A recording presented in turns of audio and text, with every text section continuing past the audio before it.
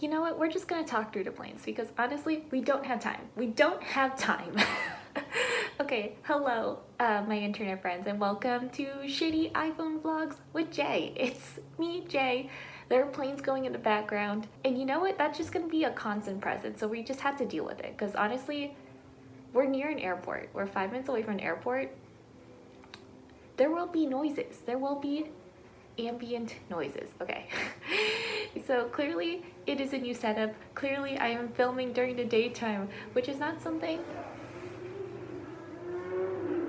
Oh, that's not a plane, that's a motorcycle because LA is full of people who love motorcycles. I'm sorry. There's just so much bustling activity right now and it's like my brain space is all over the place, so I just really need to like record this video. New setup. As you can tell, I am clearly not in my parents' house. It's also the daytime, which is a time during which I never film because I'm embarrassed and I hate the thought of anyone catching me doing any sort of vlogging, and so I just don't film during the day. But I am not in my parents' house in New Jersey. I'm actually in Los Angeles. I don't know if y'all know this, but I lived here pre-pandemic. I had to move back home to New Jersey for obvious reasons, but I came back for a couple of days just to visit my friends and kind of like revisit this place that used to mean a lot to me and still does to an extent. So this is going to be part vlog, part recent read, and part Jay taking up space on her iPhone. I'm not stressed, you're stressed. But yeah, and I also wanted to talk about a book that I brought with me thinking I was going to read it and get a lot out of it, but in retrospect doesn't mean what I thought it meant to me. So, you know, to recap the memories. So before I came to LA, I was actually in San Francisco for a week visiting one of my other college friends, and it was just really fun. I did not vlog very much around her because I just live in fear that people will like see me taking videos and just like peg me as an aspiring YouTuber, and I just like I can't get over the stigma and the shame that comes with that yet. So please help me on that growth journey. But I do have pictures. Editing Jay, please insert. We went to the SF MoMA, we went to Alcatraz, we drove down to Santa Cruz, and the view was incredible, as was the road trip playlist that we selected. I also had an incredible reading week that week, so I finished 3 books during that time. Most of them were on the plane, but the books I finished while I was in San Fran were Under the Whispering Door by TJ Klune, Ain't I a Woman by Bell Hooks, No Exit by Taylor Adams, which is a book I started and finished while I was in SF. I think I finished that book in like 2 days. It was wild. I can't wait to tell you more about it. And I also finished the first 2 books from the series of Unfortunate Events series. They're like 3 hours each, so I was cheating, but still. I'm very into the TV show, and a few weeks ago, I came across the 3rd book, The Wide Window, in a secondhand shop, and it was only $3, so I just decided to get it. And you know, because I was in a mood to read like light children's fiction, I went back and I read the first 2 books. They were okay. I can talk more about that. I mean, I guess this is the time to talk about it. Okay, quick star roundup. For Under the Whispering Door, I gave it 4 stars. It's most likely a 4.5 stars, but currently the way my spreadsheet is set up, it does not do half stars. But I would say Under the Whispering Door is a 4.5 stars. I really liked it. It was very sad, but personally I like House in the Cerulean Sea significantly more. Like, Under the Whispering Door is sad. It's just really sad. And like House in the Cerulean Sea, it's just like a warm, comforting hug, and also low-key, like House in the Cerulean Sea has ignited some like quarter-life crisis feelings in me. So that's fun. I didn't know I would relate to Linus so much. But anyway, I still liked Under the Whispering Door. It's just that like it's heavier than I normally would go to. Ain't I a Woman by Bell Hooks was really great. I don't really know how to rate books that I don't read for enjoyment. Not that it wasn't an enjoyable read. I mean, it wasn't. Here's the thing. Ain't I a Woman talks about the oppression that Black women face from both white people, white women especially, and black men. And no, I did not enjoy reading about oppression. And no, I did not enjoy reading about all the ways that, not to be crass, but all the ways in which black women are just totally fucked over by society, and particularly how white women fuck them over. But it was a book that I got a lot of value out of, and a book that I got a lot of new knowledge out of. So I would highly recommend it, but I still don't know how I would rate it. I guess 5 stars. I guess 5 stars. No Exit is also 5 stars. Purely from an enjoyment standpoint, it was a great thriller. I knew I was gonna love it, but like I really just blew right through it. I would be like in lifts, I would have like quiet moments as I'm eating breakfast before like my friend got out of bed, and I would just be like engrossed in it, and I loved it. And as for the first 2 books in the series of Unfortunate Events series, I gave them both 3 stars. They were fine. They were fine. The first book was low-key kind of boring, and to be fair, in the show, that first section of the book is kind of boring to me also, because it's just the introduction to the characters and the introduction to Count Olaf. The second book, The Reptile Room, is actually my favorite part of the first season, so I was really looking forward to that one, but that one was also just okay. And I just think it's just an age thing. I'm too old for those books.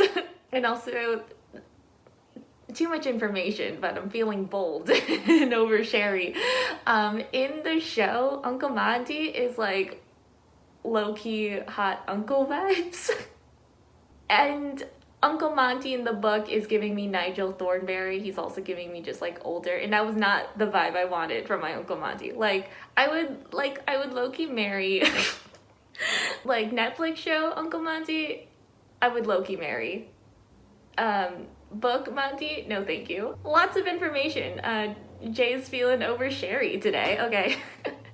But anyway, I finished those books. I did. Woot. Also, I brought one book in person. I brought with me The Disaster Artist by Greg Sestero. So The Disaster Artist is a memoir about the making of this movie called The Room, which is widely known as the worst movie ever made. Greg Sestero, who wrote this memoir, or co-wrote it, was one of the main actors on The Room, and the story is about his experience on this absolutely buck wild production, and it also talks about how he ended up meeting the director and creator of this movie, The Room. So the director of The Room, Tommy Wiseau, he's a wild character.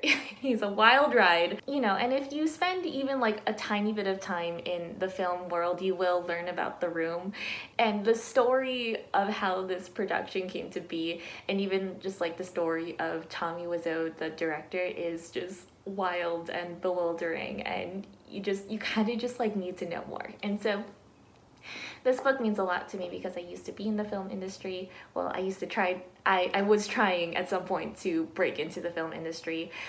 This book was a gift from my boss at my first internship out in LA. And at the time, I loved it. I remember reading this like over and over again, like as I was road tripping back from LA to New Jersey. The book, to me, it was just so funny. It was so relatable to what I was hoping to experience out in the film industry. I don't know, I felt like just Greg was a really relatable and sympathetic protagonist, and I thought it was really interesting to hear about his story and how he ended up on this production. I wasn't going to bring this book originally. I was like, I had too many things in my Libby app.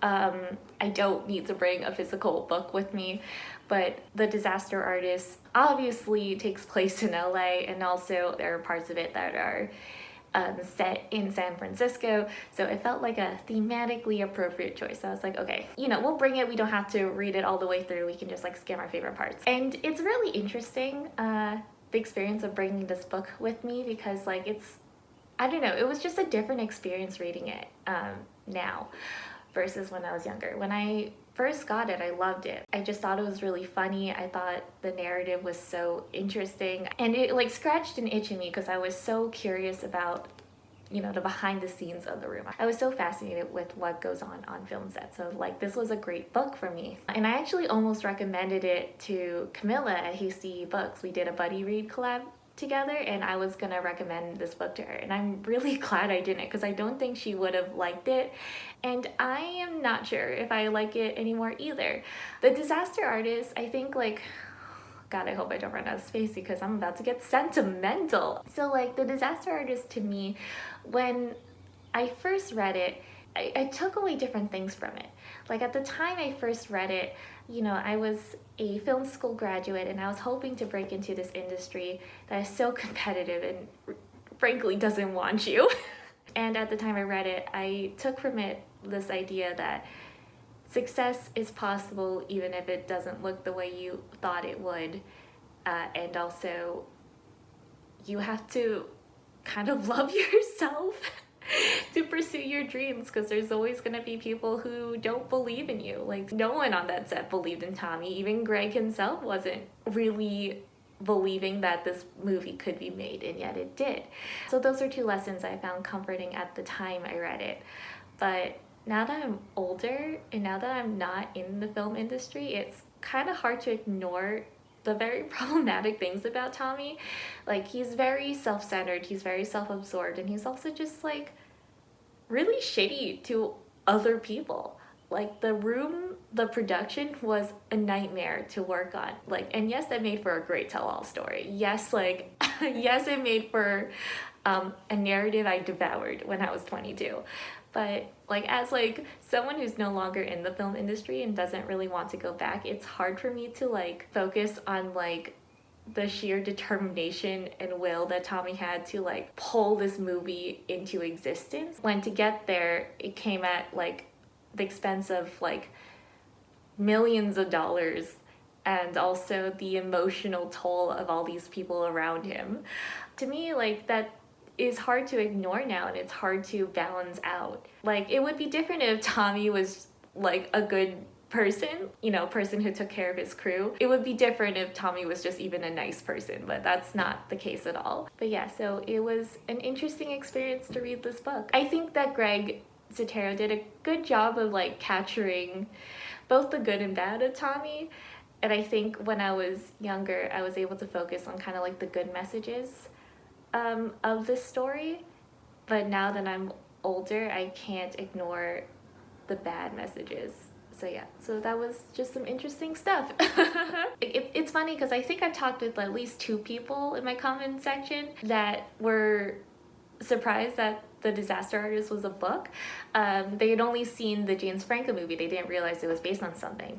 And if you watch The Disaster Artist film, and even if you were meh about it, I would highly recommend the book, because if you're interested in the movie, I think that the book is significantly better.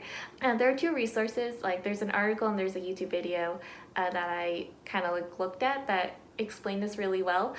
So The Disaster Artist, the book, focuses on Greg. Greg is the main character. Greg is kind of like the relatable audience POV character, and he's also more sympathetic. But the problem is James Franco, who directed the movie, really related to Tommy, and Tommy is just so abrasive and also not a nice person, so it's hard to relate to that character, and it's hard to feel sympathetic for that character because he's, again, a shitty dude. The narrative is supposed to be Greg's story, and the narrative works way better when it's told through Greg's story. Yeah, that's like my piece on The Disaster Artist. Tentative recommend. So yeah, so that was a wrap up. I think that's a good narration of my trip. That was mostly The Disaster Artist, but we can talk about other things. I took some B-roll clips. I'm awful at taking B-roll. I have no idea what counts as good or bad B-roll. And also all these clips took up space on my phone. I have like 9% worth of space on my laptop right now, so I was not taking a lot of B-roll clips. I don't know, I just feel like I wasn't able to film as much as I would have wanted to. Also constrained by the fact that I am uncomfortable with filming things in public. But I really had a good time. I want to show you something. Okay, so when I go to a new place, I usually get postcards, and then I will write things like notes or diary entries for my trip on the back of those postcards. I have not done that for my LA trip, but I did write some stuff for my San Fran postcard. So I have this one, which is This was like a holographic one. I love the holographic ones. Alcatraz. And the SF MoMA, which was probably my favorite part of the trip. I really like that one. And here are my LA postcards. So this is from the LACMA, which is the LA County Museum of Art, I think. I think that's what the acronym means. This is like the northern, I can't remember what this is called, but this is like a light installation that like a lot of people love to take pictures in front of. I actually have a really nice memory of me and my friend driving there really late at night and just like getting to see it. And it was just like a really cute like night drive that we did one time. This was from one of the exhibits they had. My friend thought it was a little angsty, and I think that was a fair assessment, but I did love some of the clips that I got from that. It was really fun. It was like really in your face, and it was also like, I don't really understand a lot of art. I'm not really good at art interpretation, but it was really exciting. I was able to know, I was like, I know what that means. I understand what you're trying to say there. So was it a little angsty and self-indulgent? Sure, but like I also had like a fun time walking around that part of the exhibit. And these are just kind of like general postcards that I think are cute. I think this one's very funny. Okay, we're just gonna... Who is honking? Who is honking? Why is there honking right now? Why does it sound like there's a train honking? Okay, but yeah, this was a really nice trip. I had a really great time. It was just really nice. Like, I don't know, I used to feel like I missed California so much that I wanted to scream. Like I would just like be hit with like how much I missed the city and how much I missed the person I was pre-pandemic, like someone who had hope. Girl, I'm trying to be sentimental here. Okay, sorry. But like, I don't know. This trip was really nice. It was really nice to see all of my friends, you know, people who still mean a lot to me. You know, I would explore like certain neighborhoods. Like I wanted to go to my old college and just look at the campus. I like went to like places I used to frequent just to like see what it looked like now. And I kind of like had this feeling of disappointment because it's like LA is like grosser than I remember. It just made me feel like my time here was over. Like I could never come back to LA and assimilate and be as happy as I thought I was when I was first here. There's so much beeping and we're just gonna talk right through it. Like even that, like there's so much fucking beeping here, there's so much fucking city noises. And like I love a city, I love a big like bustling city, but it's also just like this isn't my city anymore. These aren't my hustling and bustling noises. I'm not as enamored as I used to be anymore. And it was kind of a bummer. It felt like time's arrow marches forward. It does not turn backwards. I cannot re-experience California the way 22 to 24-year-old Jay did. It's kind of a bummer because I think she really liked it. But it is what it is. Time's arrow marches forward, and there will be other cities. There will be other places to make better memories and be enamored with for a brief period of time. And yeah. How was that? Did you enjoy that? I guess the question is, editing Jay, how did you feel making that video? Because I feel like this is new for us, and also we're not used to letting unscripted Jay take over, so I hope that you were able to pull something competent out of all of this. But yes, I had a great time sitting here and talking. I missed you. I really did. And yeah, thank you for watching. I really appreciate it, and I will see you in the next video. Okay.